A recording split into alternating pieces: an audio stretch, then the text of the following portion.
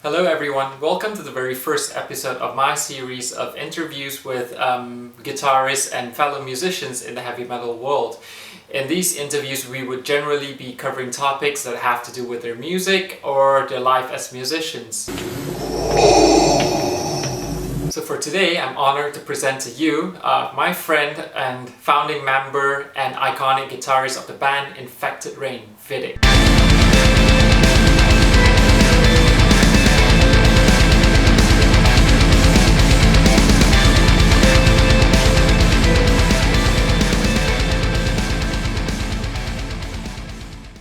First of all, thank you so much for doing this interview. And I appreciate you taking the time out and on a Sunday where you're supposed to be chilled.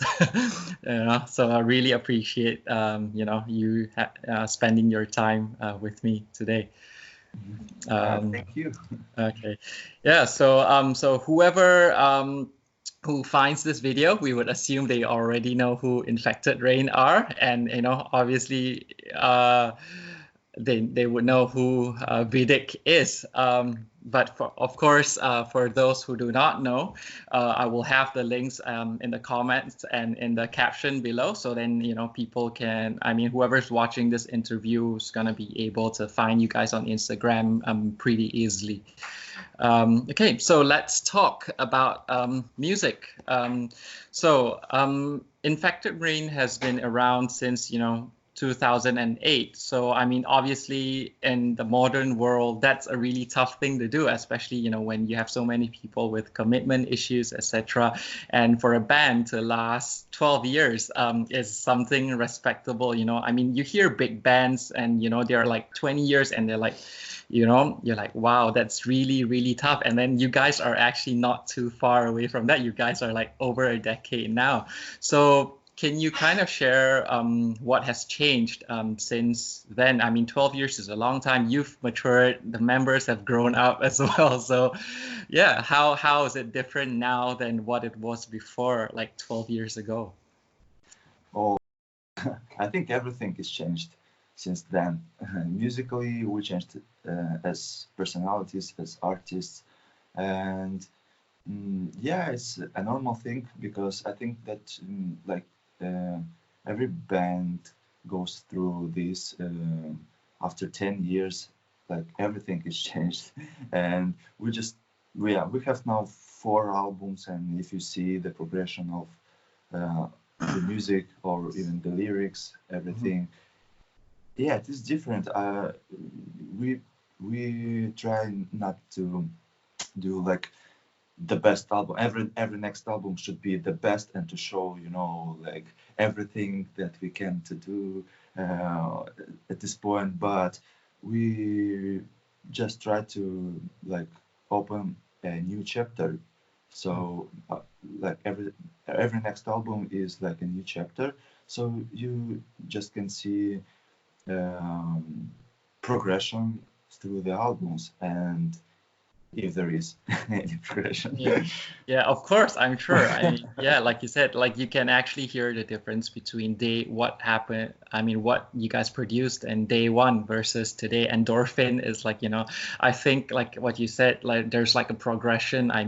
Even compared to the previous album where you have like Orphan Soul and things like that. Even when I first heard Orphan Soul, it was like, oh, whoa. And then after that, you guys came up with like Black Gold. I was like, whoa. Yeah, so yeah, it's really interesting actually how you guys have grown. So yeah, there are many things changed actually.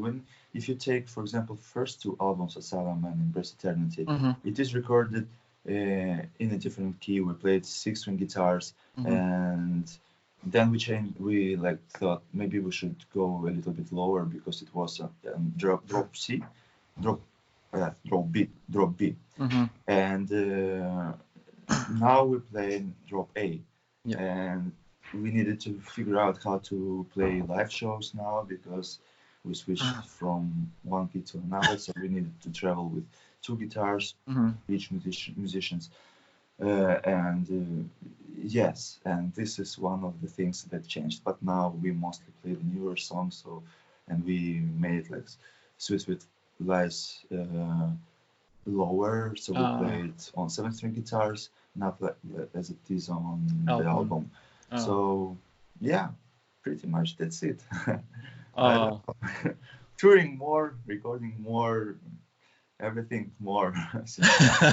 That's interesting. Like, haven't you considered like bringing two guitars on your tours? I mean, we've seen guitarists bringing like 10 guitars, 20 guitars on tours, but then I understand it's difficult. Yeah, we needed to do that. So me and Sergey, we had two guitars, one 6-string guitar and one 7-string guitar early on tour when we just started with the thing changing. And yeah, we had some breaks on our set list, so we can change guitar and play like 3-5 songs, like older songs, and then we have a small break to change guitars to 7-string back.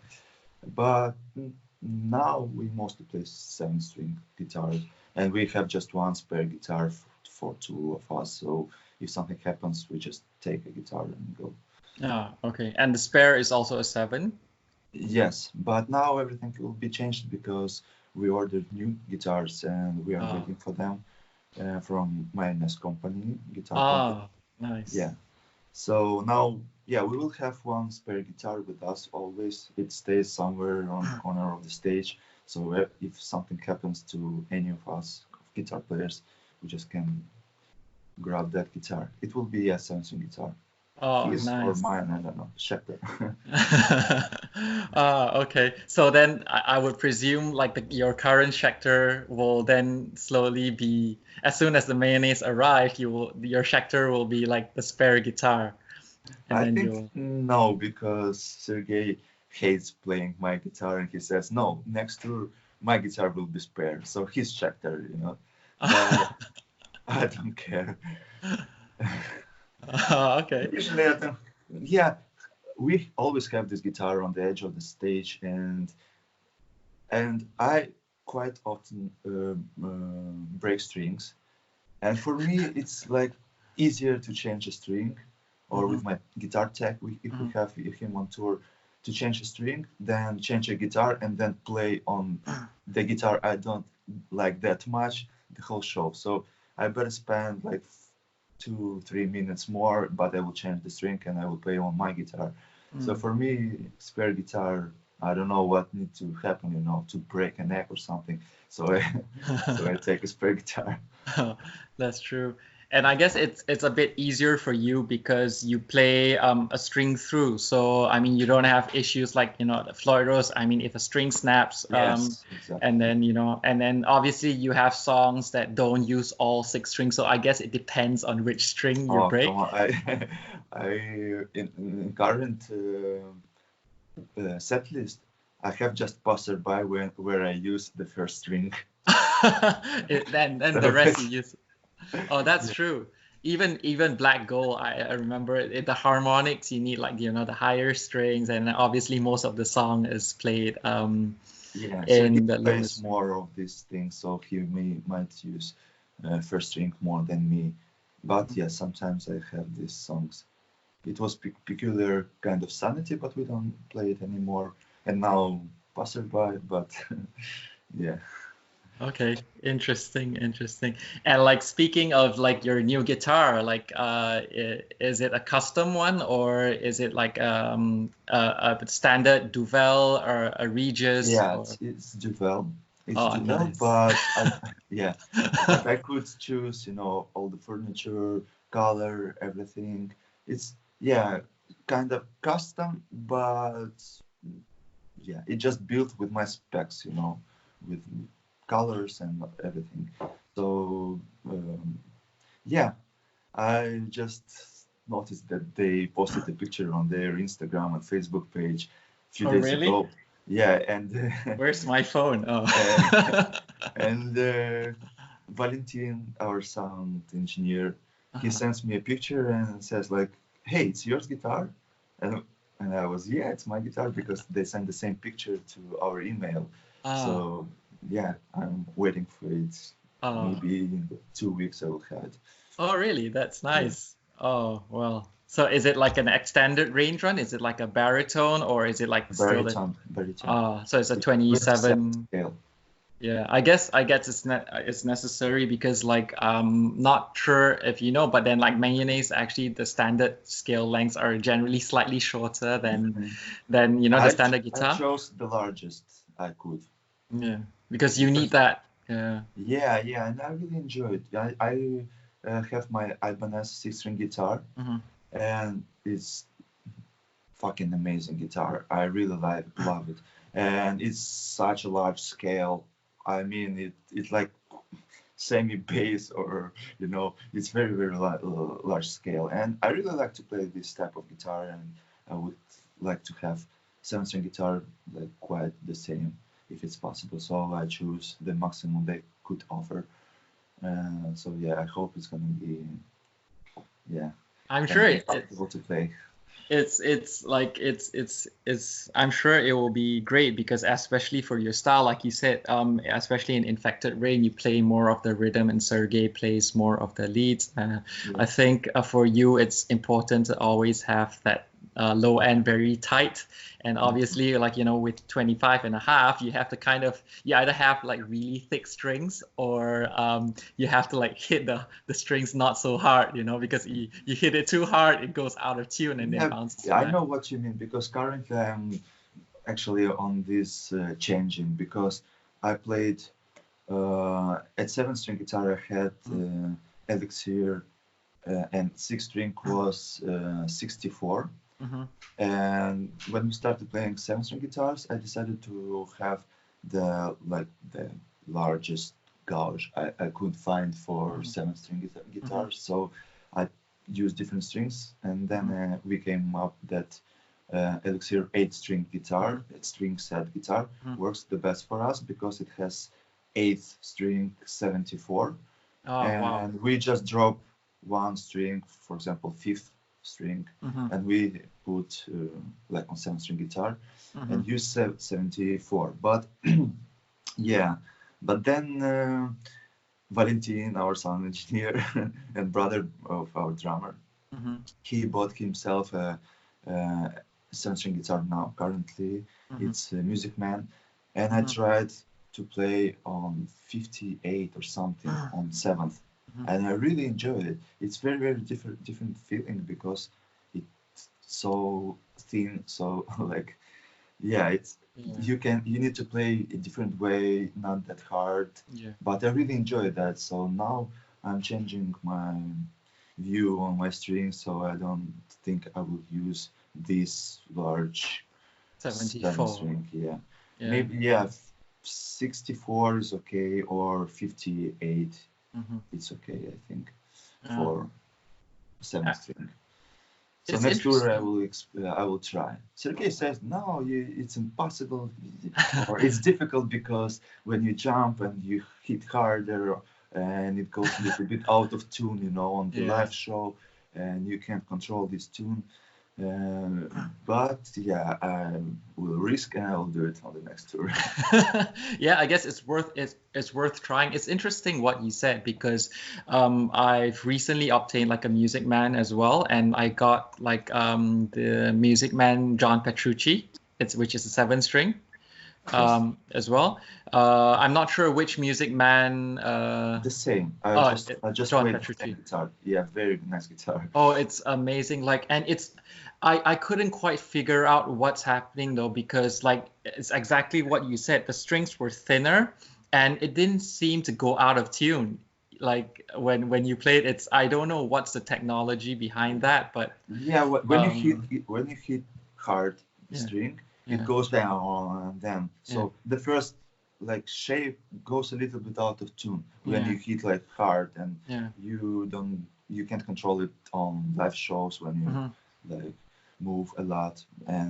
But I don't know. I don't think it's an issue. I think everything will be alright with this. The thing that you need to control is different thing with bending or all this stuff. So, and also playing fast stuff like you need to make it a little bit softer Yeah. because it should, like, the string goes a little bit Yeah. Crazy. more crazy, yeah, and then it's 74. 74, it's straight. It Yeah. is playing a little bit easier. So Yeah. But I think there's always like a compromise. I mean, it's nice to have like that tight sound that the 74 gives you. If I'm not wrong, I think Diego from Lacuna plays a 74 or 70. Like he plays pretty fat strings as well. yes, And yes. I think too. yeah. But yeah, I played for 2 years now like this, and Mhm. now I think that I want to change something because I really enjoyed playing these thin strings, and yeah, I really want Yeah. to see how it works Yeah. on the live shows. Yeah, I think it will be great as well because I think it will be an interesting change as well because obviously with thinner strings you're required to use less effort to play. I mean, obviously with the 74 you have to kind of hit the strings harder, therefore you get, tired a bit more tired a bit more quickly, and then hence maybe it kind of affects the way you would write because you would think I can't do this for the whole bar. That's maybe I should think of some alternative. But with thinner strings, obviously endurance is gonna in some ways increase because you don't have to play as hard, and then maybe somehow that would shape the way you write music as well. I mean, Yes, it's true. Because for me, for example, if I try to find some more inspiration for the next song or something like that, sometimes I prefer to take another guitar and tune it differently, and so I see it in a different way. And even changing guitar makes me think a little bit different. So, like a few weeks ago, I was walking, just like listening to some music on the lake, and I was like, yeah, I need to come back home and record a song on a different guitar. So I came back and I took my 6-string guitar and I tuned it way lower because it's baritone and it allows to be tuned even lower than 7-string guitar. And when you have completely different tuning, different guitar, different quantity of strings, you see it a little bit different. So yeah, and I came with super cool ideas after this, because you just change your comfort zone in a way, and you think different. So I really liked and doing this. For example, now I fixed my first guitar I ever had in my life. So I changed the color, everything. So and I gave to a guy so he could fix it. And now it's already working. Everything is fine. And I was wow. It's been a while since I played 6-string guitar tuned in E. It was like ages ago. Like 20 years ago? Yes, and now, wow. And I just hit record, and I recorded a few cool things. I don't know, it's not obviously for Infected Rain, but still I enjoyed, because it's a different instrument, completely different instrument. Yeah. So, yeah. Yeah, it makes a lot of sense because I think it has, obviously, like you said, when you play a different guitar, you have different ideas. It may be tuned exactly the same. Yes, sometimes. And like the things you write on a different guitar would be different from what you would on another one. And I think that's why a lot of bands nowadays, like Periphery, Monuments, they play alternate tuning. So they would tune their guitars in the weirdest way ever, like like double drops on the fat string, or like they detune one of the strings in the middle, and then therefore, I mean, they've explained that that kind of changes their perception of where their fingers need to be, because obviously if it's always in the tuning you play in, you're kind of you're gonna go back to the shapes that you're used to, but then like when you change tunings, you're like you don't know the fretboard anymore, so you kind of rely rely on your ears a bit more, and then you're like, oh, that sounds cool, and then because I mean, of the fact that it's tuned differently, you're able to do things that you weren't able to do in like the tunings that you were used to. to play in. So Yeah, exactly this thing happened when I recorded this latest song on 6-string guitar, but I tuned as it is 7-string without first. So it's weird tuning if you take it like, because yeah, it's weird, and the position of the hand on the first strings is really different, and you take guitar in a different way. So it gives you like more like ways to experiment with music, and yeah, I know what you mean. yeah, it's cool. And like the song you're referring to, is it all the things she said, or is that the song? No, I knew completely new. It's gonna be probably it's gonna be our next single, because we were talking between each other and we were like, hey, dude, this is fucking heavy song. Maybe we should do it as a next single, because we already have many songs for the next album, and we have something to choose from, and older songs. But now we stick with this idea to do the last song that we did on the single. Yeah. Nice. But I need to re-record it because now it's drop G. Oh, and wow. I need to re-record it in our tuning. Yeah. I hope it sounds good in this tuning as well. Oh, good. Well, like speaking of like, I guess like you would then have to figure out what's the best way, whether you want to play it in your standard tuning, or do you think there's a chance that, you know, after recording it in drop A, do you think there's a chance of you guys saying, oh, we think it sounds better in drop G? Do you think there's a chance of that happening?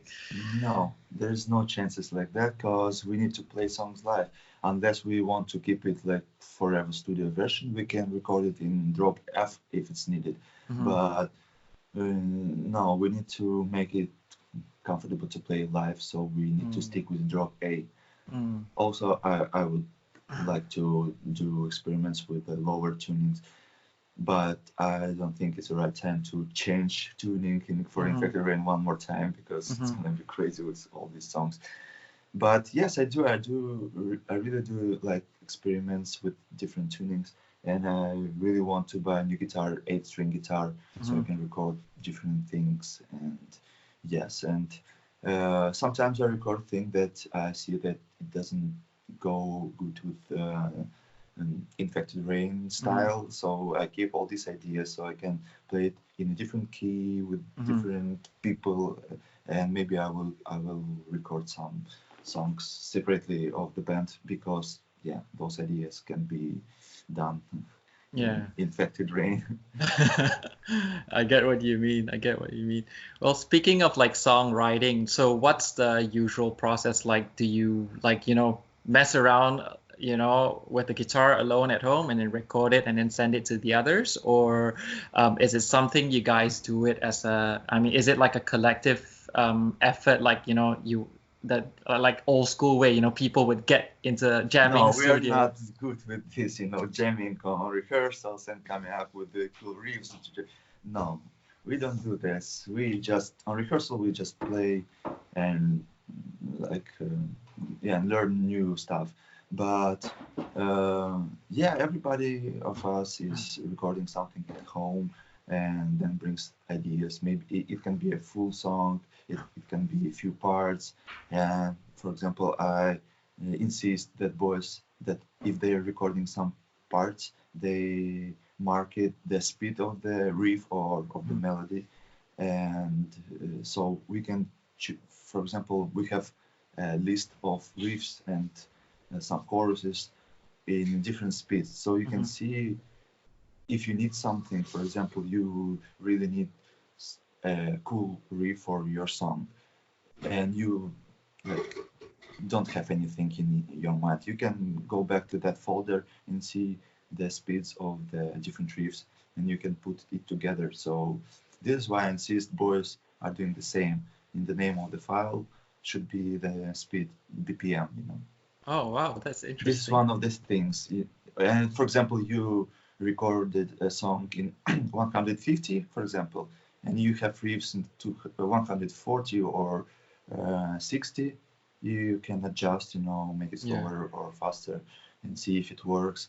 This is one of the things. But I prefer to start a song and finish it right away. I mean, or in a few days, and then, for example, I drop it to Eugen, and he does like programming drums and stuff, and he comes usually with different ideas as well, and he sends me back on track by tracks, and then I record stuff, and we come with this idea together, and yeah, we're working on the final shape of the song all together.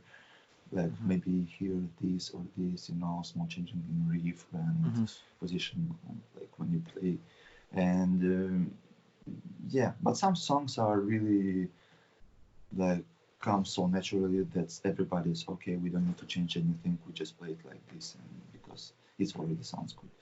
Ah. Yeah, it's different process actually. Okay. And is there a point? I mean, obviously, with the creative arts, I mean, obviously, music is a form of creative art. There's always something you want to change. And what's the finishing line for you guys? Like, I mean, my there line has to is be. quite low. I mean, if I do a song, I really want to already record it, play it, and do another song. I prefer not to keep material for too long because it you don't feel it anymore like that. So I prefer to do songs very fast, and it should be fresh and as it is, because I believe that from the first touch is like perfect as it is. Sometimes, yeah, there are different songs, and sometimes you just need a lot of time for a song, a few months to make a final shape of it. But I don't really like these long projects. I just prefer it to keep it shorter, to record the song in a few hours, and then that's it. And Okay. this is my way. All right, that's very interesting. So then is there almost never a point where you 2 days later, like after you've recorded the song, you come back and say, I think maybe this part, we can. Does that happen often? I hear these parts in the very beginning. For example, I have few ideas that I recorded, and I have this folder with these songs for pre-production for the studio, and I listen to it, and I see in one song that riff doesn't fit here, and every time I know it from the very beginning, so I know that I will change it in the future in this song, because I feel it already, and yeah, these things, yeah, just I don't know, I just feel it in the very beginning. Will it work or not? Oh. But it is my thing. For example, Sergey can work on a song more and more, and we record it in a few months again, the new version with different riffs. For me, no. I mean, I like this process, but for me it doesn't work. I just prefer to make it straightforward as it is. Yeah, I think that's kind of important as well, because there always needs to be a balance, because if not, you guys will take 10 years before you launch an album. Yes, exactly. And for example, I see many different things that I don't really like, not many, few in previous albums, but I prefer to keep this like this way. So we release more often, we create, we grow, we avoid the same mistakes in the future. But better to release like this than working on the same album for 5 years and then drop over-edited piece of shit. I don't like it. Yeah, that's very true. So yeah, so then it's actually kind of good to be different in a sense. I mean, you and Sergey, because obviously certain things need adjustment. So then, Sergey is the type of person who likes to work on it. And then you, on the other hand, is someone who likes to just finish and then move forward. So I think it's really good to have that, because, obviously when the two of you combine, then you get like a very good middle point. So that's actually very interesting. And I find that what you said about how you needed you always want the tracks to be recorded in a certain BPM. Very interesting, and how you file them. That's actually a very interesting. I've never heard of anyone setting like a rule like that, and then it actually makes a lot of sense. Yeah, it makes another thing that makes sense, that when you record something and you came up with a cool riff, for example, or two riffs in one speed, and then nothing else, you just spend few days and you can't record anything else. So in this case, better when you do just one riff and you like it, export it right away in this folder with this speed, because if you don't export it, you will never find it. This will be forever lost in all these countless amount of projects. So better if you have at least something short loop or something, export it and drop it to that folder, and it is very handy. You just listen to the songs you have there, or small riffs, melody parts, or some electronic stuff, everything, and you just, oh, this is what I need, and you can just, and the name of the project should be written, everything, so you, by the name of this track, you can track your project. And this is very handy, actually. For me, it works very good like this. Oh, wow. But sometimes, yeah, for example, how it was with the Black Gold song, I just hit record and I play on click, and then, oh, this riff should be good, and basically I recorded right away the whole song. And then, okay, I need a double track for this guitar, and I like already listening to that guitar, recorded the second guitar, and I just turned off computer, and I came back in a few days and programmed drums and bass on it and everything, and then this was very quick, actually. Like, everything was like in one track. It felt like somebody was saying to me what to play. I like when it comes like this.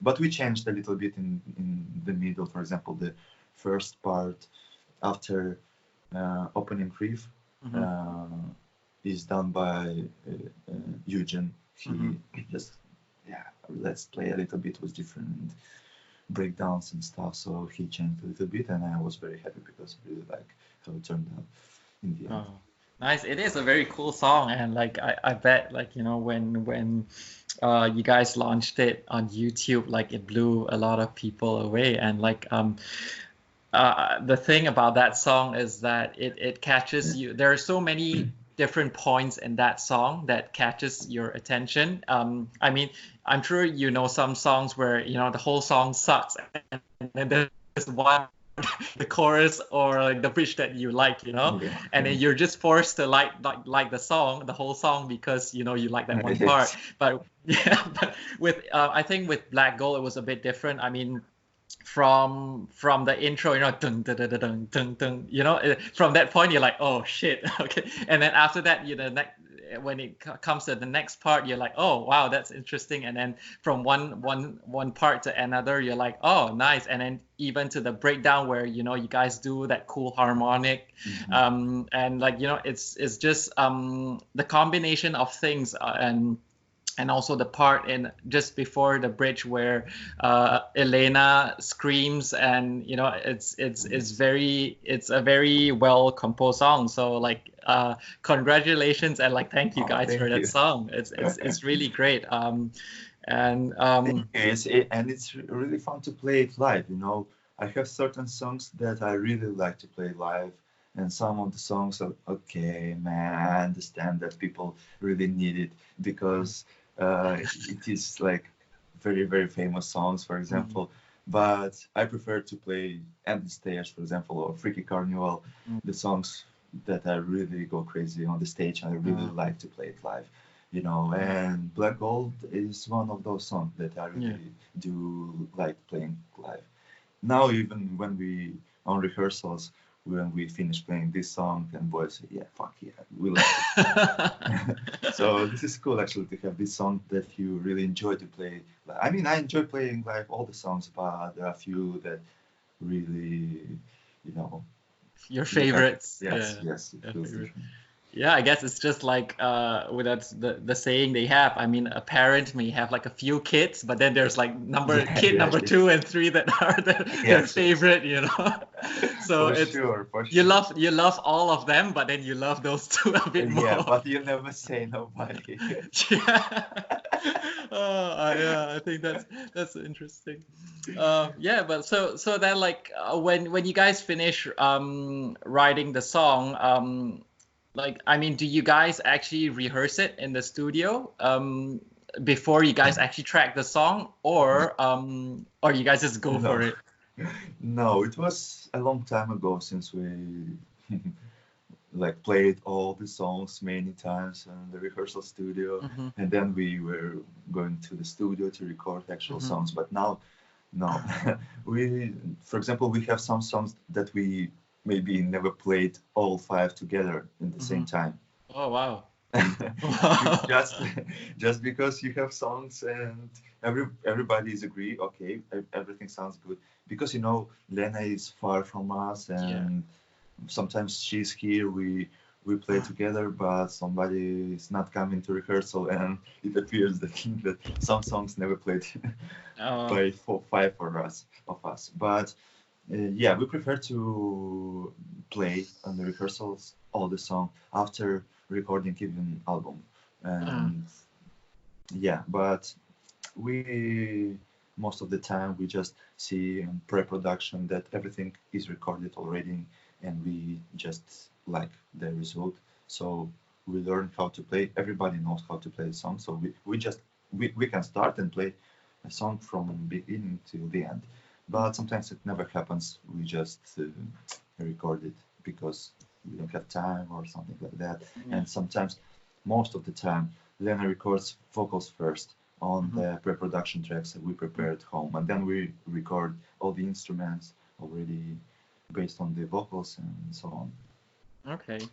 Well, so like, are you guys all based in the same place in Moldova, except for Elena, because I know she's in the States. But are the rest of you like together in the same place, or like are you guys like Yeah, scattered around the we country? have a very small country, and we have few cities, Mm-hmm.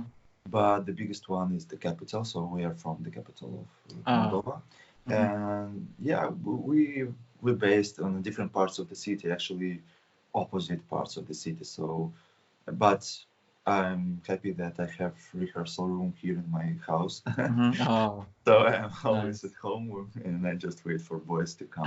But for them, yeah, it's a pain in the ass, to Yeah. travel every day. Well, well, it's too bad you're the one with the studio. I mean, they have to they have to come to you, you know. Yeah, I'm Um, happy to have, this large house. So I have separate rooms for separate things. And downstairs I have a studio, and now I'm working here upstairs on this room actually, and I'm still working on it to make a more like control room studio and writing, stuff. It's Yeah, maybe we'll use something more from recorded home stuff for the studio albums in the mhm, future.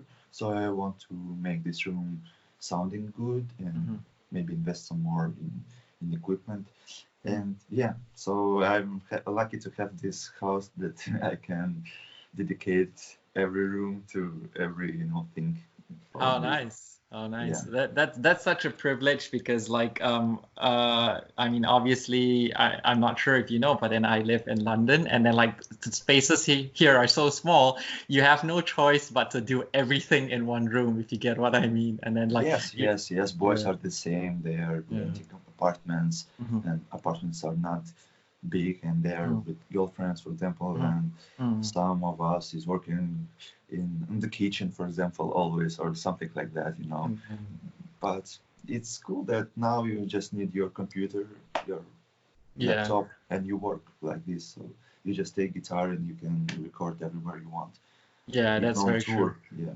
Yeah, I think that's how I think with technology, I think life's definitely much easier in that sense. I mean, in the past, like you said, yeah, I mean, you always have to go to like the studio to record. Now anyone can record at home as long as you have like the right equipment. Even though it's not like professional, you're still able produce something that sounds fairly professional and Yes, yeah, yes. with We have. I have all these small things. For example, I rig for guitar. You can use for recording in very good quality actually on tour, and it's very small. And it's like it can be used as an audio interface. And I have this keyboard the fancy MIDI with keyboard. black keys. I was looking for it, so yeah, so I can take it on tour, and play everywhere I want, even in Nightliner, and maybe to come up with some melodies. This I like these things. Yeah. Oh, wow, that's interesting. So, like, do you guys like record when you guys record the album, do you guys do it in your own studio, or do you guys actually go to like a proper recording studio? All the albums were recorded in proper studios.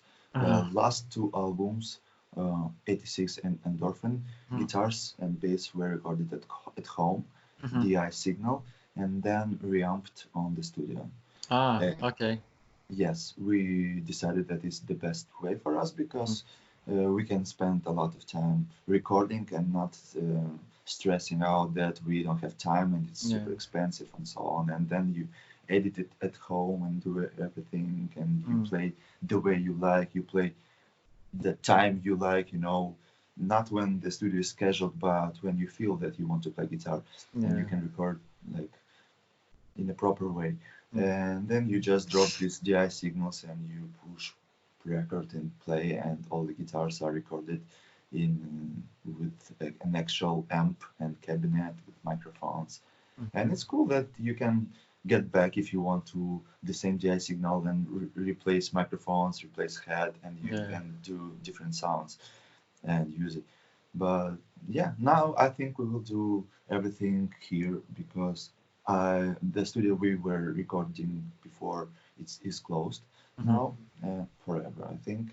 And we invested a little bit of money in some equipment so we can record actually at home, and drums and guitars. Drums is a little bit tricky because we need to find a nice place with a nice reverb and sound, so we can use really nice room sound, which is impossible in smaller rehearsal rooms. But we have all the equipment to move somewhere we want. We just can find a location we like how it sounds. We bring drums, everything, and record it. And it's very, very cheap and not stressing, and a good thing. And actually, we can just do everything without studio. The next album definitely will be like that. Come on, it's 2020 outside. You can do everything at home in a very, very good quality.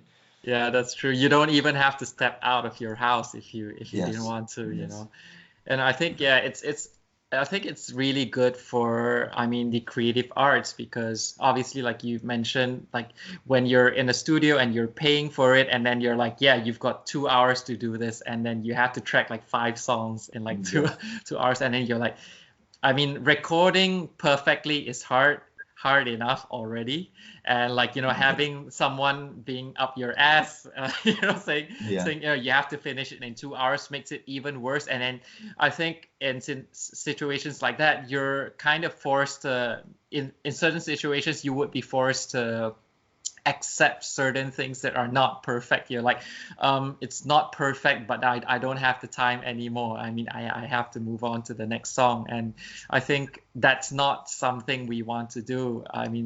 When we're recording, we want to make sure that everything is spot on. And we just, even if something is just slightly off tempo, we retrack the whole thing, Yes. And like sometimes that's just not possible in someone else's studio, because but there is a different problem. For example, you sometimes need a third opinion, from a side, because you play, for example, you record something for the album and you are alone at home and you are not sure how hard you should palm mute this riff, or which notes should be palm muted or which not, because you don't want to take this decision without like the whole band if you are recording, for example, alone.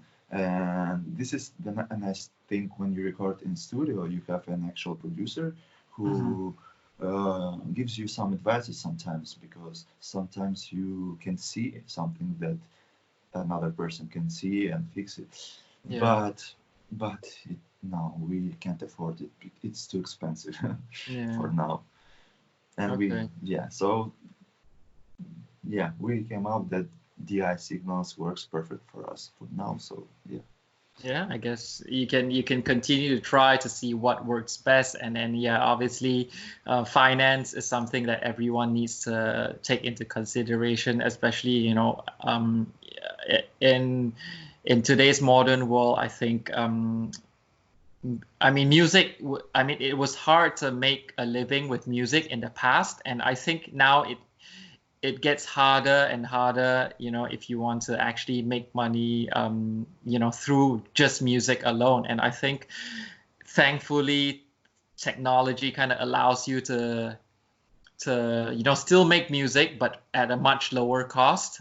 So I think that really helps, fund the passion and helps keep you going. Because if everything had to be done like how it was done in the past, like going to the studio, paying per hour, with a limited time slot, 2 hours a day or something like that, I think it will actually kill a lot of artists, and then many people just wouldn't be able to afford that. So it's kind Yes. of it's kind of Yes. good that technology has really done wonders. I mean, that's why you get so many new guitarists, so many new bands. Like every single day, thousands of bands launch albums in a day. So and Yes. I think that's really thanks to technology, because it has made life so much easier for so many people.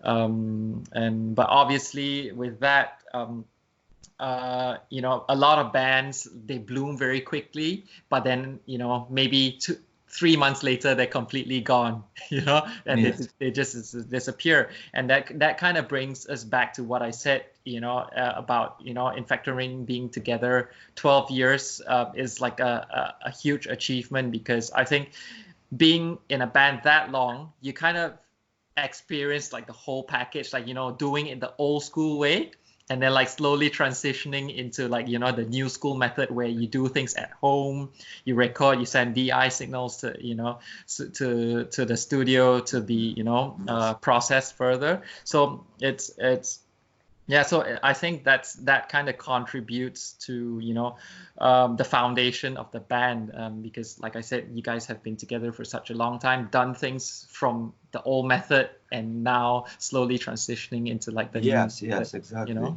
And Yeah. this is what I like about Infected Rain, because we always think out of the box, and in a modern way. I don't know. We try to test new things that are super new to music industry, or things Hmm. that yeah, we don't like to stick with old school things. For example, cabinets and monitors on the stage. Hmm. Yeah, we are in the digital world, but it is nice because you can control your sound, and you can't just mm, uh, ruin everything for sound engineer because you like really loud cabinets on the stage because you like it. Yeah. But if you put a little bit of effort and you try to get used to play with in-ears, Yeah. you may give some possibilities to your sound guy to make a really nice sound in front of house, Yeah. and people will enjoy it way more than all this shit coming from monitors on the floor Yeah. and from the back of your super loud uh, cabinet. So, and everything goes in all the microphones with drums and vocal Yeah. microphones, and no, it's insane. So we are now playing in different way, and everything is. I like the way we do it, um, with Infected Rain, with the studio, with everything, and I like that we have on board the same people that are learning all the time. So we have our touring sound guy is Simon. He's from Hmm. Bulgaria, and I really like that he always learning new stuff, learning stuff. Every our tour is different from another because we need to try this one, and I really like to have this type of people on board that are not stuck with information that was given to him 10 years ago and thinking the same way all the time. I like when people are studying and learning some more stuff, and this is how things should be, I think. Yeah. I think like to be able to accept change is important. I mean in life generally, but then in music, like, I think like what you said, not if you're constantly stuck to, what was good 20 years ago. And Yes. like that kind of means you never actually make any progress because, I mean, over time people would just get bored of the things you do. I mean, even you yourself would, get sick of, Yes. and You know exactly how it works, and you stick with the same things, But we really want to change all the time with the lights. For example, we were touring with our own lights. It's a small setup controlled by MIDI, and now we're thinking different things, maybe some screens or something new. And with the filming music videos, I have few ideas which I want to really to make happen. Very nice ideas I want to share with boys because I always come up with all this new stuff that I see that it's new for the industry of video, of music, and I really want to try it on Infected Rain or my art in a way. So this is I really like to do. Yeah, and that's cool because it brings us back to like what we said about like tuning the guitar in a different way or playing on a different instrument, because it inspires you to kind of do things differently and do things that you've never done before. And then because obviously in the creative industry, you don't want to be labeled as, I mean, not that we should really care too much about what other people say. I mean, obviously music should be the music we write, or rather you write, should be what makes you happy and not so much about what others think. But like on a personal level, I think if you have these little things that keep you inspired all the time, it helps. It keeps you going. You're like, oh, next time we should try this, and then there's this new thing that I found out with this, and then that kind of contributes to the overall creative process. And then like you said, with every album you have some kind of progression. And then every album you're like and then over the years you'll be like album 3 and versus album 4, you're like it sounds really different. And when you start to analyze, it's because you started to do certain things differently. And then from one album to another, it's like, I'm sure that, I mean, in your case there will always be something that you've done differently, whether it's changing tunings or changing the way you record or where you record, or changing from a 7-string to an 8-string or something like that. Yes, exactly. This is it's about us. That's interesting. So like we've spoken a lot about your personal thoughts on how things should be done. So I think one thing that people would be interested in finding out is how would you say from where does Infected Rain draw its inspiration from musically? I mean, like obviously there are some bands where you think, okay, this band sounds like another band, but then I think personally, I mean that my point of view is that Infected Rain has its own sound. Obviously, I find it hard to find like a comparison, because they're just not too many bands out there that sound like you guys. I mean, you have a lot of bands that do goth, like let's say for example bands like Nightwish, Within Temptation, fantastic bands, but you also get a lot of bands that sound like them, and then you're like, it's a band.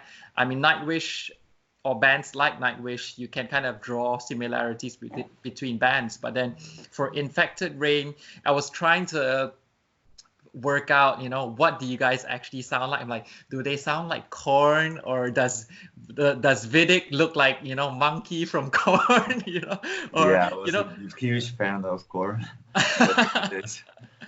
Yeah, I bet every metal fan is like a fan of Korn. So, but yeah, do like if you could share, like, where do you guys draw your inspiration from? Like, I mean, musically, like, do you guys listen to something and then like try to write something like that, or wherever it may come from?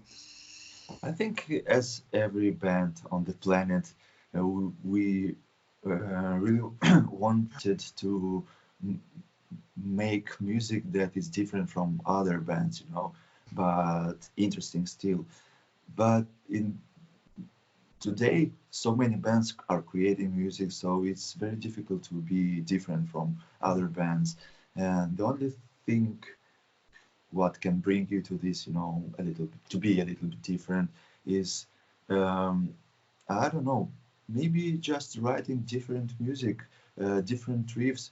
For example, I listen to a lot of music from super soft, chill pop ballads to grindcore stuff, and I really do like everything.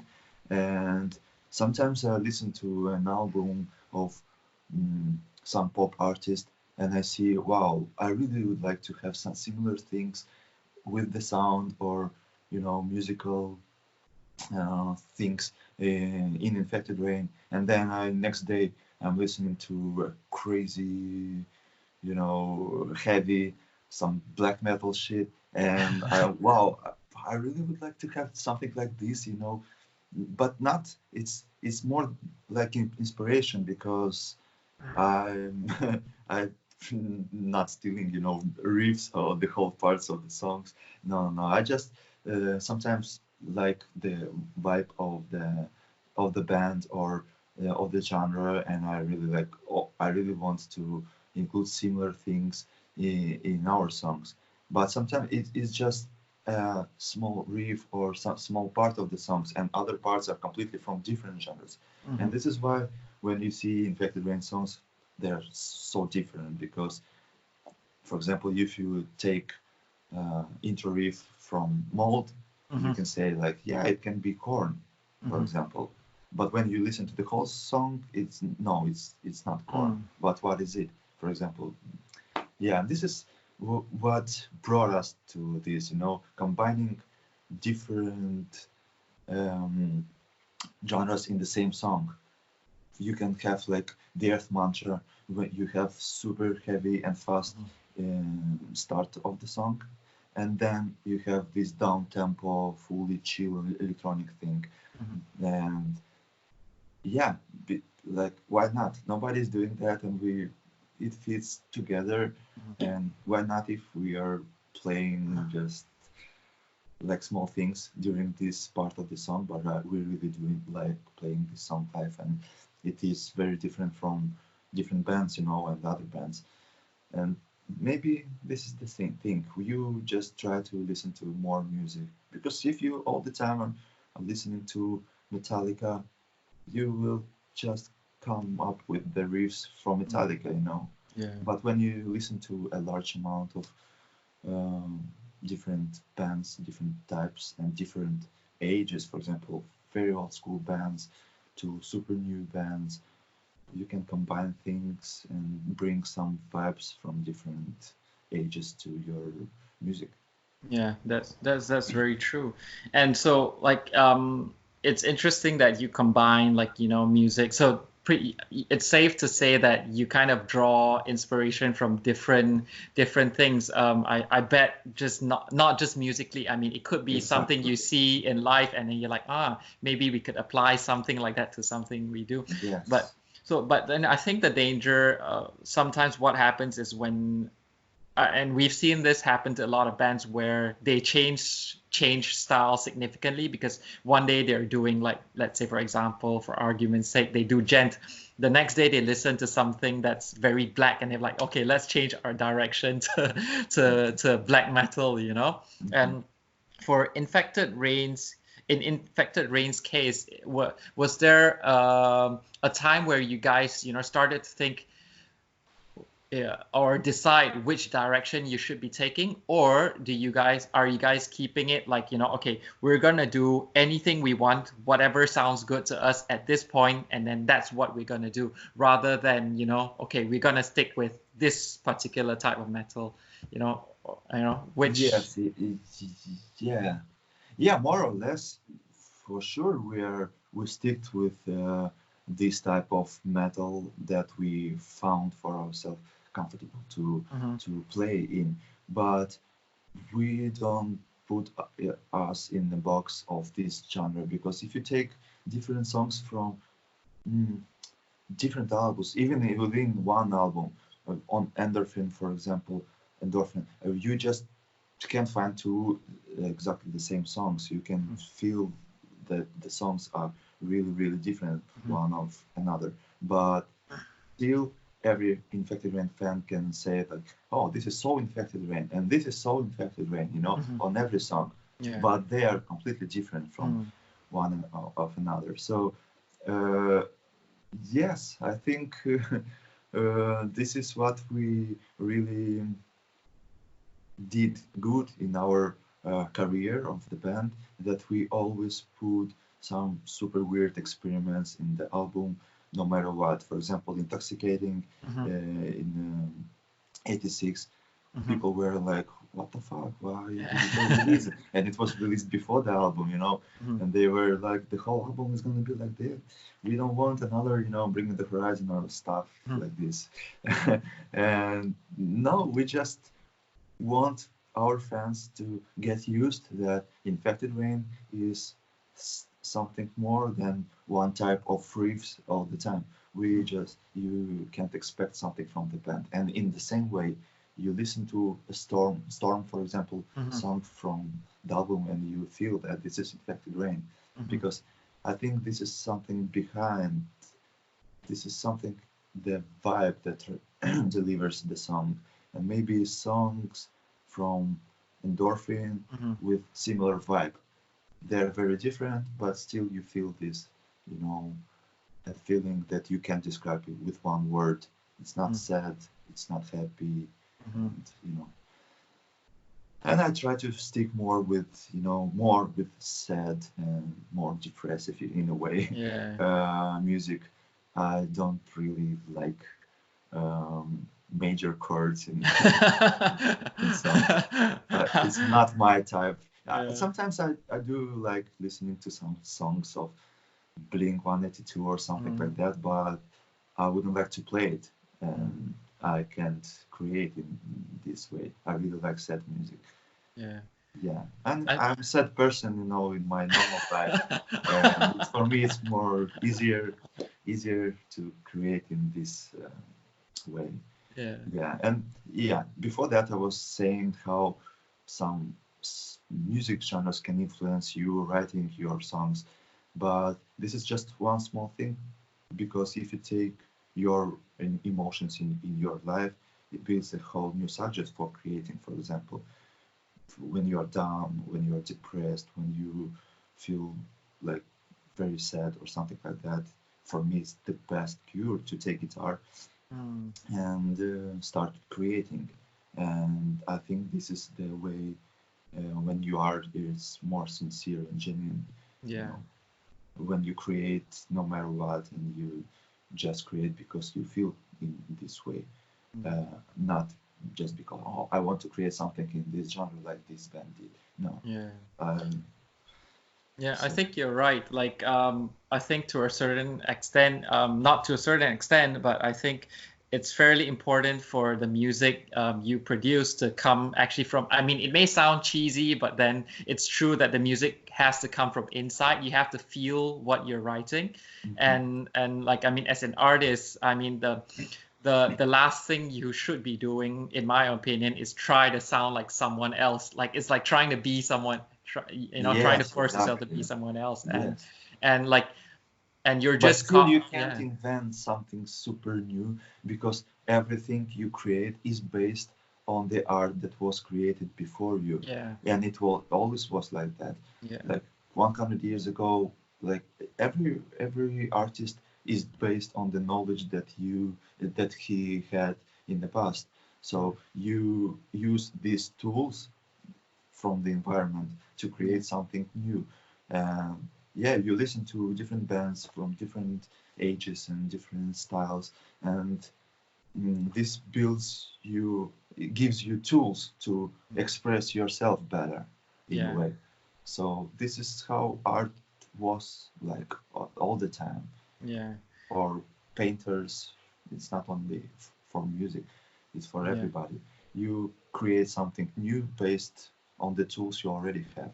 You can't invent like new notes or I think you just use tools.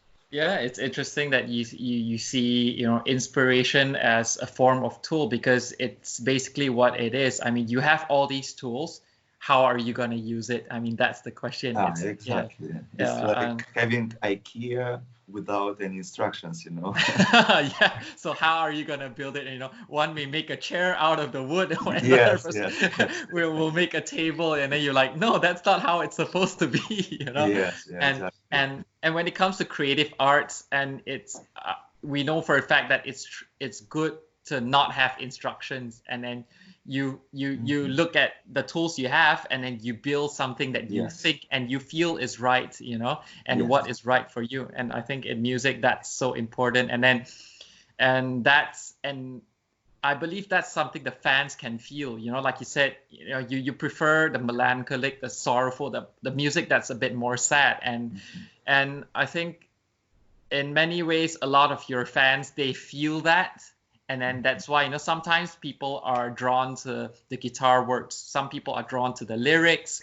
Some people are drawn to, different things that, you guys create. So I think it's all that personal touch, that you guys put into the music you create that, draws the fans to you guys. And you don't want to be a band where, oh, I like them because they sound like the other band. Yes. And then you'll be like, fuck, did we do something wrong there? Even though we have so many comments on YouTube and everywhere comparing us to different bands, just because, female singer. Nobody pays attention to music.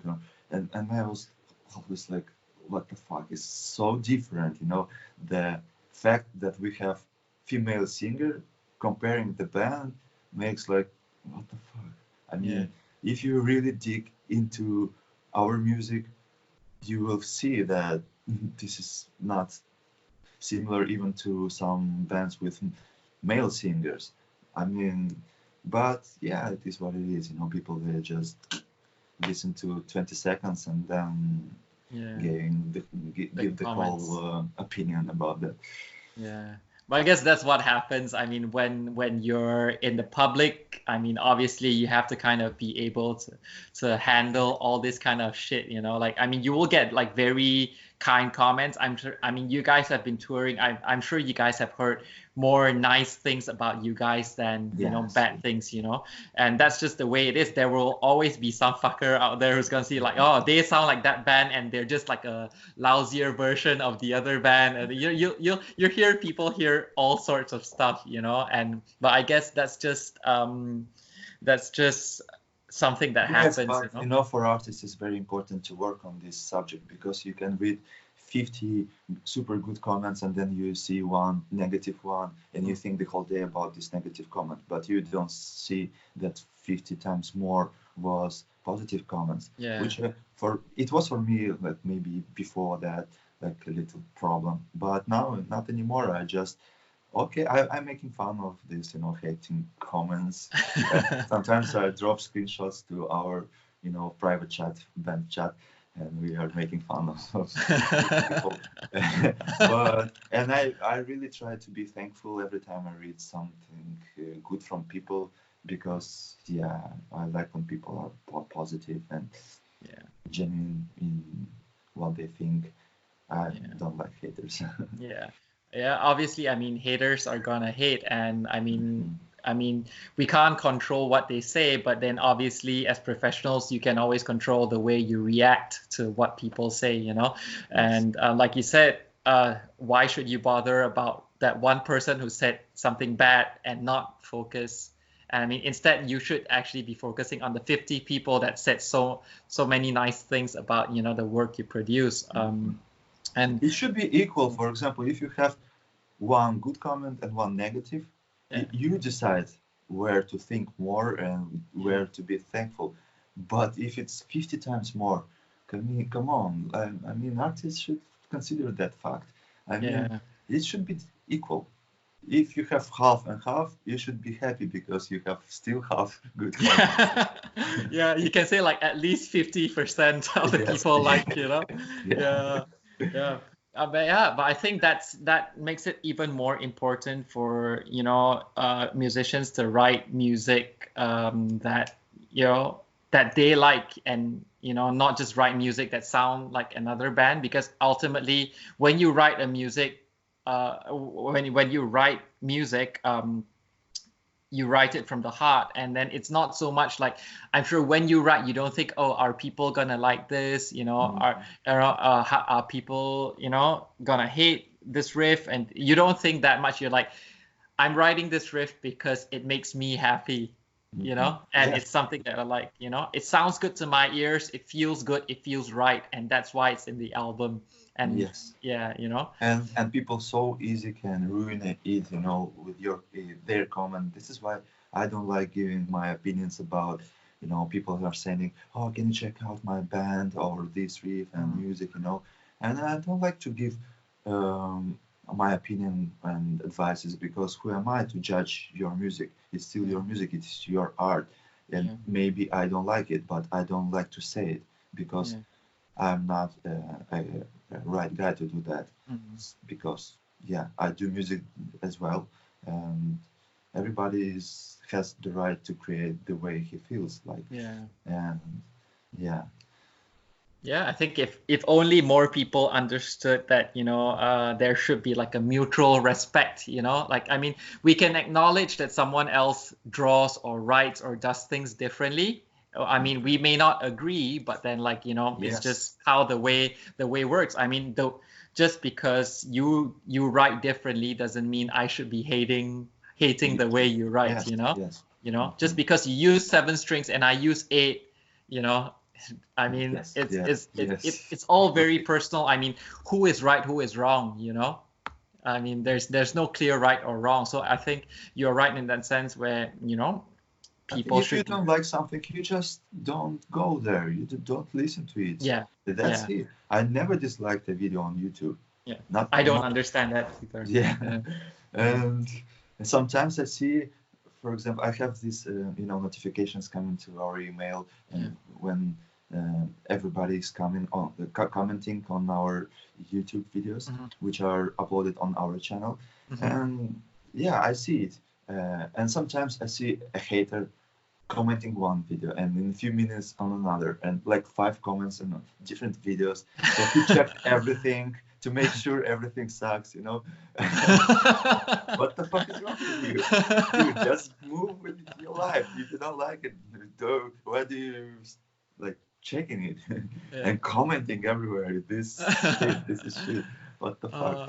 It's kind of funny though. Like, it makes you wonder, like, doesn't this guy or girl have something else better to do? You know, It's like, do you hate us that much that you have to go on different videos?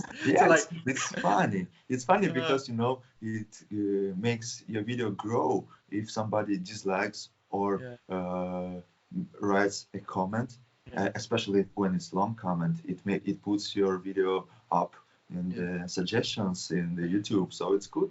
Everything is good. I like haters when they write comments. It's very important for an artist as well. Then you can just go, thank you very much. You just made us a bit more famous. Yeah, exactly. All right. Okay. Well, I'm sorry. I think this took a bit longer than like what we thought it would be. But like you know, before we started, I mean, when we were chatting about making this video happen, you're like, yeah, I don't think we will talk for like an hour. And then like now, Vidick, I can tell you, I told you so. It's like when you start talking, like the time just goes by. It's been like an hour and like almost. This is why I wanted to make it like, you know, not interview with the questions and so on. We have just a normal talk between musicians, So Yeah. you are a musician and me, and we can just share Ideas and things. thoughts. And yeah, maybe somebody will like to hear it. It's like more than like podcast than an interview. So I really like that. Yeah, it's very interesting. I really enjoyed, talking to you. I Yeah. learned a lot, and then like it's obviously always nice to kind of understand, how other fellow musicians work as well. It's very interesting. And then I think, trust me,